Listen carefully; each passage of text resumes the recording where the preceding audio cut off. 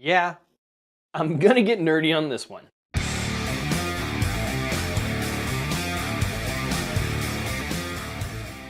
The impending release of Rogue One, A Star Wars Story, has prompted many articles to speculate the film could fix major plot holes in Episode 4, A New Hope. The prevailing theory is around Jyn Erso's father, Galen Erso, who has a major role in designing the Death Star. In the trailers, he is trying to contact the rebels to possibly give them the plans to the Death Star. This has led to speculation that Galen may have purposely put in the thermal exhaust port as a design flaw. This would clear up the pesky plot hole of an exhaust port no more than 2 meters wide, ray shielded, and can actually only be attacked by a Force user.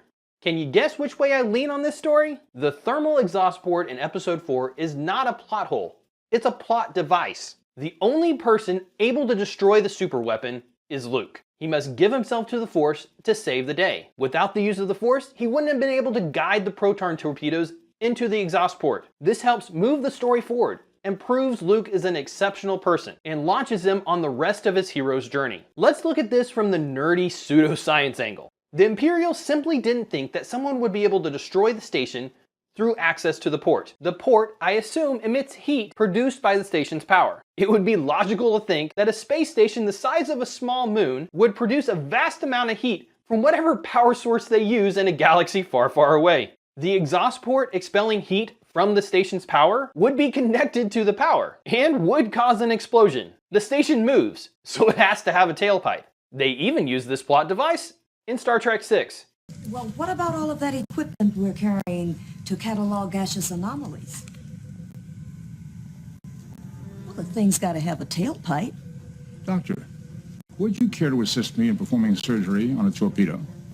Fascinating. The only way this tailpipe can be attacked is by shooting proton torpedoes down the small opening after getting by other heavy defenses and TIE fighter sentries. Having a small hole being the only way to succeed in the task is not a plot hole, nor a design flaw in the Death Star. The thing has to move, so it's logical to have something that expels its exhaust. On top of this, the only way it was actually destroyed was having somebody use the Force. Without Luke, the rebellion is destroyed and ends on Yavin 4. The only way he saves them is by using the Force. This isn't a plot hole in the movie. It's something that adds to the character and the universe overall.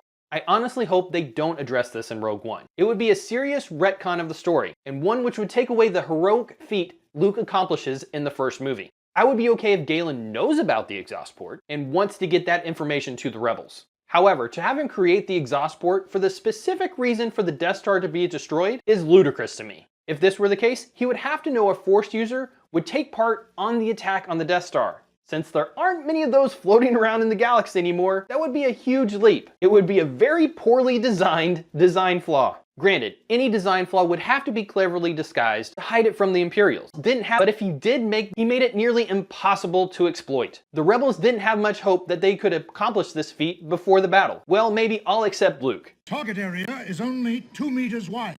It's a small thermal exhaust port right below the main port. The shaft leads directly to the reactor system. A precise hit will start a chain reaction which should destroy the station. Only a precise hit will set up a chain reaction. The shaft is ray shielded, so you'll have to use proton torpedoes. That's impossible, even for a computer. But it's not impossible. I used to bullseye womp rats in my T-16 back home. They're not much bigger than 2 meters.